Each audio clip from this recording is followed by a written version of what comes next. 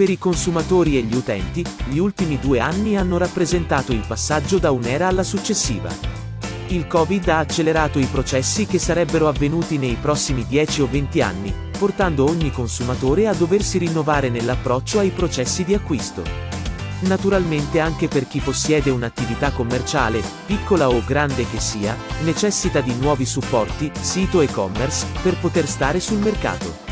Nei primi momenti, la corsa all'e-commerce è stato l'unico obiettivo di tutti gli operatori sul mercato, fermo restando poi scoprire che fare quel passo è solo l'inizio di problemi differenti. Tutti avevano necessità di reperire online quello che prima acquistavano direttamente in negozio, e tutti tranne coloro poco avvezzi agli strumenti digitali o sprovvisti, parliamo di persone anziane o incapienti, non dotati di troppe risorse economiche, hanno in qualche modo sperimentato gli acquisti online. Per molti è stata una prima esperienza, mentre per altri si è semplicemente intensificato ciò che già era una pratica diffusa. Certo è che 2 interi anni di necessità quasi obbligata hanno rappresentato un lungo periodo di adattamento per la maggior parte delle persone. Ma ora che la pandemia sta scomparendo, l'e-commerce, commercio elettronico, si trova ad un punto di svolta e vediamo il perché. Ci sono molte ragioni per cui le persone acquistano online. Il motivo più comune è la comodità. Alla gente piace fare acquisti online perché fa risparmiare tempo. Possono fare acquisti a qualsiasi ora del giorno e della notte e non devono uscire di casa. Alcune persone acquistano online perché consente loro di risparmiare denaro. Ricercare e addirittura comparare i prezzi è ormai una pratica trasversale a tutti, non si devono generalmente pagare le spese di spedizione, e non c'è il fastidio di guidare per arrivare in un negozio. Molte persone acquistano anche online perché offre loro più scelte. Altre perché possono trovare rapidamente ciò che vogliono, e possono anche scoprire offerte speciali, coupon e saldi. Oltre a questi motivi, ce ne sono altri. Lo shopping online consente alle persone di fare acquisti mentre sono fuori casa. Ad esempio, se qualcuno ha bisogno di acquistare qualcosa con urgenza, può acquistarlo online dall'ufficio o dalla spiaggia. Inoltre, le persone che lavorano da casa possono fare acquisti online senza dover fare delle pause. Oggi che però le persone possono uscire e riscoprire quello che hanno fatto fino al 2019 ma nel frattempo hanno sperimentato la facilità di acquisto online, si stanno facendo strada 2 modalità di shopping online. 1. L'e-commerce di prossimità, proximity e-commerce. 2. L'e-commerce ibrido, hybrid e-commerce. Per quanto riguarda il punto numero 1, abbiamo dedicato una pagina proprio a questo fenomeno, mentre ora vorremmo parlare dell'esperienza del commercio elettronico ibrido, e di come avviene la vendita di beni o servizi. Quando il processo di acquisto si fonde tra l'online e l'offline, questo è il processo di ibridazione. Oggi, è possibile documentarsi in rete, andare a vedere dal vivo i prodotti, per poi finalizzare l'acquisto online attraverso lo strumento più confacente. Così come è possibile ordinare la spesa online ed andare a ritirarla in negozio ad una determinata ora. Questo è l'e-commerce ibrido. Nel 2022, dal 2022, i consumatori non vedono più lo shopping online e offline come esperienze distinte e separate, tutto è sempre connesso. Lo shopping deve essere semplice, veloce, esperienziale ed intuitivo. Inoltre, i consumatori iniziano ad aspettarsi dalle aziende, e quindi anche da chi fa e-commerce e vende online, che vengano soddisfatti i loro criteri di sostenibilità delle produzioni, che si rispettino i requisiti di responsabilità sociale e ambientale. Di quest'ultimo punto parleremo in un apposito articolo, mentre ora vogliamo andare ad approfondire gli aspetti salienti relativi all'e-commerce ibrido. E-commerce come funziona? Lo studio di IBM su oltre 19.100 clienti. Abbiamo studiato approfonditamente una ricerca effettuata da IBM Institute for Business Value. Tale ricerca è basata su un campione di persone ampio, 19.100 unità, appartenenti ai seguenti e molteplici paesi del mondo come da infografica, dove sono state coperte tutte le fasce di consumatori. Sono state analizzate le risposte per fascia di età, reddito e abitudini di acquisto tra le categorie di prodotti, tra cui generi alimentari, cura della persona e bellezza, calzature e abbigliamento, e articoli per la casa. Ogni persona è stata inserita nella sua generazione di appartenenza, così come dalle più attuali classificazioni, ossia Baby Boomers, i nati dal 1946 al 1964. Generazione X, i nati dal 1965 al 1979. Millennials, i nati dal 1980 al 1994. Generazione Z, i nati dal 1995 al 2003. Possiamo affermare come il negozio fisico sia ancora la principale tipologia di canale di acquisto per i consumatori, anche se dobbiamo differenziare le varie categorie e successivamente le generazioni coinvolte. Sì, perché a seconda che si parli di alimentari, oppure di articoli per la casa, le casistiche differiscono di parecchio ed anche ovviamente in funzione dell'età dell'acquirente. Come potete vedere dall'infografica appena sopra, la parte alimentare gioca ancora il 61,4% della propria partita direttamente nel negozio fisico, anche se per contro, possiamo dire che il residuo 39% dato dallo shopping online puro e dallo shopping ibrido, sono ad oggi una percentuale molto alta rispetto ai numeri che registravamo già solo 5 anni fa. L'e-commerce alimentare è un settore dove ancora la fa da padrone l'esperienza di acquisto diretta unita alla fiducia che si ripone negli addetti o titolari dei negozi. L'e-commerce ibrido si avvicina a quello solo online di molto in molte categorie. Negli articoli per la casa, ad esempio, l'e-commerce ibrido sorpassa di parecchio l'acquisto online diretto, mentre a totale, quasi non si distingue la differenza tra acquisto online diretto oppure tramite canale ibrido, 27% ibrido e 28% online. Un dato di fatto è che l'acquisto diretto in negozio oggi è già in minoranza, 45%, e con il tempo e l'accesso di sempre più consumatori ed operatori nel mondo online, vedremo quali saranno le successive modificazioni. Andiamo ora ad analizzare le differenze tra le varie fasce d'età di cui abbiamo parlato in precedenza. Ovviamente con l'abbassarsi della fascia d'età, diminuisce la percentuale di acquisto diretta presso lo store fisico a vantaggio dell'e-commerce, mentre il dato che deve far riflettere è quello della generazione Z. I più giovani preferiscono di gran lunga il canale ibrido rispetto all'e-commerce diretto, e la percentuale di loro che utilizza questa tipologia di canale è pressoché la stessa di coloro che acquistano direttamente nello store. Anche questa tavola ci suggerisce come sia indispensabile avere un proprio canale di vendita online, ma l'esperienza di acquisto ibrida sarà quella che crescerà maggiormente nel tempo. Parliamo di touchpoint digitali. Cosa sono? I touchpoint digitali non sono altro che quei punti di contatto, non necessariamente del sito o del tuo negozio online, che favoriscono l'esperienza di acquisto in modo innovativo o digitale, quali possono essere le casse automatiche senza l'uso dell'operatore, il click and collect, ossia l'ordine dei propri prodotti tramite l'e-commerce ed il successivo ritiro presso lo store o presso un punto di ritiro prefissato, la consegna a domicilio dei prodotti eccetera. Di fronte a 6 tipologie di touchpoint, c'erano solo 2 alternative disponibili. L'ho usato e lo farò ancora oppure non l'ho mai usato, ma vorrei provare. Bene, il dato al quale ci troviamo di fronte è sorprendente, e deve far riflettere tutti coloro che hanno un'attività di vendita al pubblico, e non sono ancora dotati di un sistema di vendita online. Una consistente percentuale di intervistati, oltre il 70%, ha già utilizzato sistemi di acquisto digitali, e dichiara che continuerà a farlo, mentre tutta la poca parte residuale che non l'ha fatto, si dichiara pronta per poterlo fare. Quando poi andiamo a leggere quali sono le motivazioni per andare in negozio, comprendiamo altre 2 importanti suggerimenti. 1. Al primo posto, 50% degli intervistati, è l'importanza di provare o vedere i prodotti prima di acquistarli.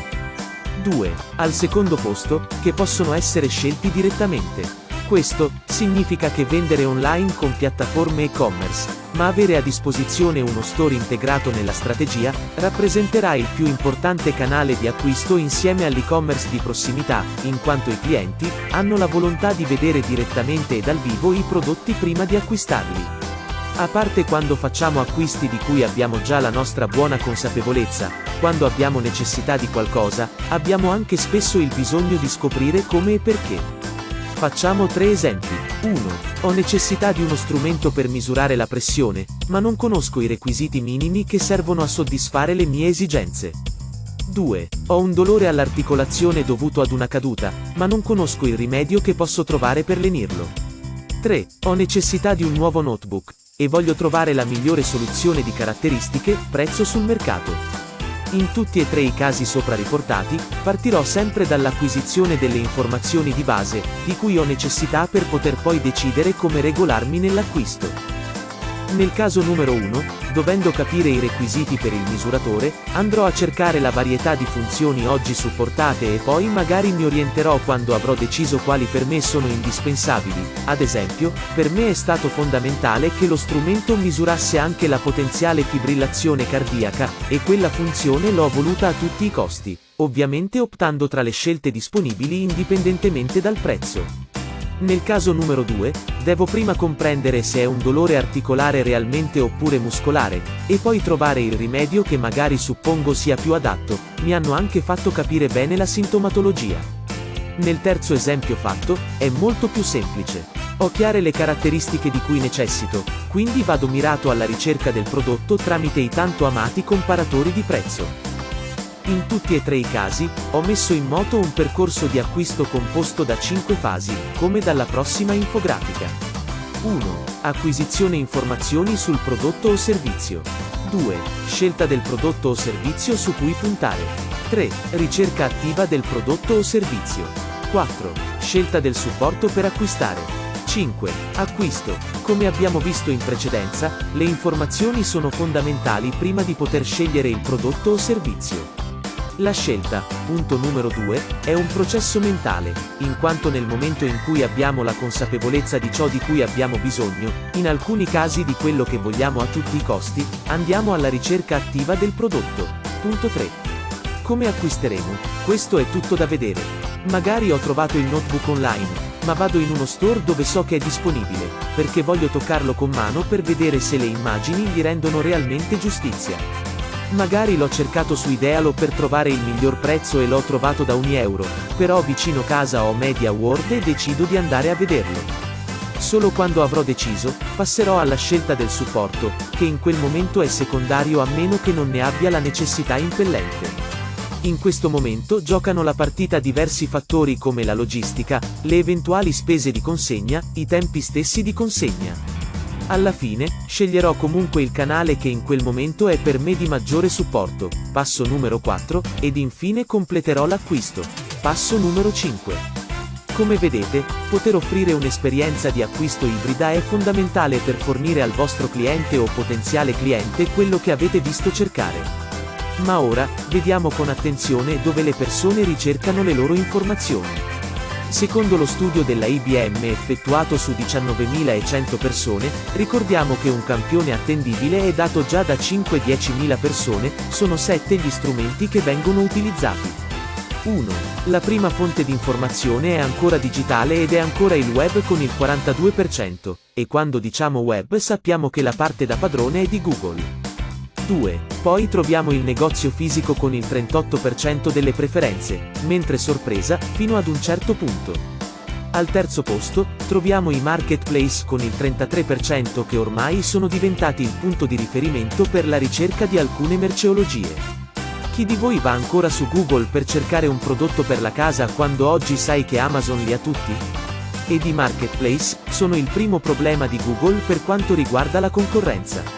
4. Troviamo poi i social media con il 32%. Questo è un dato veramente sorprendente, in quanto sappiamo che Facebook e compagni non sono un motore dove andare a ricercare cose, ma se ci servisse una recensione, 9 su 10 sono su YouTube, che restituisce risultati anche nelle proprie SERP, pagine dei risultati di ricerca, e questo fa cambiare tutto.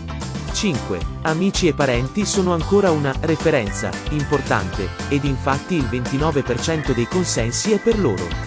6. 20% sono i consensi per le recensioni degli utenti clienti, a giocarla da padroni. 7. Infine troviamo le recensioni professionali, non comuni in modo trasversale a tutte le merceologie, che portano a casa il 10%. Dopo che ci siamo informati, ed abbiamo deciso cosa comprare, c'è un'altra fase di scelta e l'e-commerce non è la più scontata.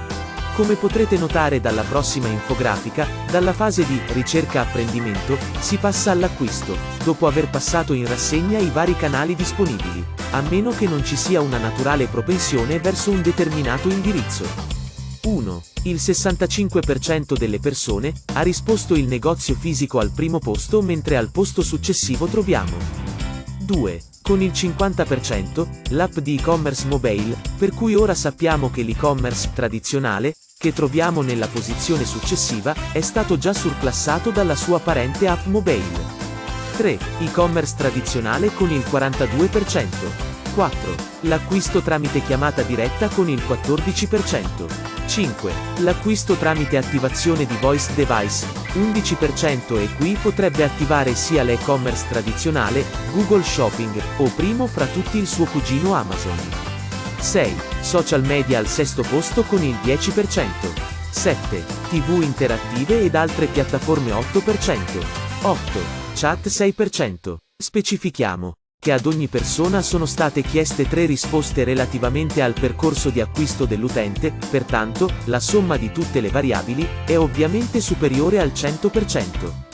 Ed eccoci arrivati all'acquisto. Il negozio fisico è ancora al primo posto, ma con il solo 45%, mentre l'e-commerce, sia esso tradizionale oppure un'app mobile di e-commerce, è al secondo posto con il 28%, ed infine con il 27%, quindi in corsa per il sorpasso, il commercio elettronico ibrido. Le domande a questo punto sono 3. 1. E-commerce sì o no? 2. Sito web e-commerce, oppure app e-commerce mobile? 3. E-commerce tradizionale o e-commerce ibrido? Risposta 1. E-commerce assolutamente sì. Se ci fosse qualcuno che ha ancora dei dubbi, sappia che rappresenta uno dei touchpoint con il consumatore cliente ormai indispensabili, anzi, nel giro di 10-15 anni e forse meno, arriveremo alla saturazione, ossia tutte le attività più importanti avranno il loro e-commerce, ma senza dimenticare il vecchio commerce, integrandolo. Quale? Ed arriviamo alla risposta successiva. Risposta numero 2. Le statistiche parlano da sole, e siamo solo all'inizio. Avere un'app mobile di e-commerce è fondamentale per più motivi che tra poco andremo a spiegare. L'e-commerce può esserne un di cui, al contrario di molti siti di e-commerce che oggi vengono invece adattati ad essere un'app. Magari sono delle web app provenienti da siti web, oppure dei veri e propri riadattamenti. Ma serve un'altra cosa. Risposta numero 3. L'e-commerce ibrido è il futuro. Non è un programma particolare, ma semplicemente un punto di congiunzione di 2 attività, speculari ma differenti. Avere un negozio di commercio elettronico, ed anche un negozio fisico, significa fare lo stesso in 2 modalità completamente differenti. Serve la multicanalità, serve l'integrazione di tutto quello che possiamo, per favorire al massimo l'esperienza di acquisto del nostro cliente. Ecco perché l'app è fondamentale, e perché far girare tutto intorno all'app è indispensabile. Perché l'utente ha necessità sia della parte tradizionale, ossia dello store fisico, ma anche della possibilità di poter ordinare, se vuole, online. Magari solo saltuariamente, solo quando ne ha il bisogno. Nelle ore che dice lui, nei momenti che preferisce. Potenzialmente, anche nei suoi tempi morti. Avere un'app mobile di e-commerce significa essere tutti i momenti tra le sue mani e quindi può passare da Google per una ricerca, da Facebook su di una pagina per informarsi, ma poi può passare direttamente da voi. Nella vostra app, la stessa app, che deve contenere tutte le funzioni di fidelizzazione possibili, per potergli fornire un'esperienza di acquisto e supporto uniche. Spero che questo post sull'e-commerce ibrido sia stato di vostro gradimento, e per ogni dubbio, prenotate una consulenza con uno dei nostri esperti.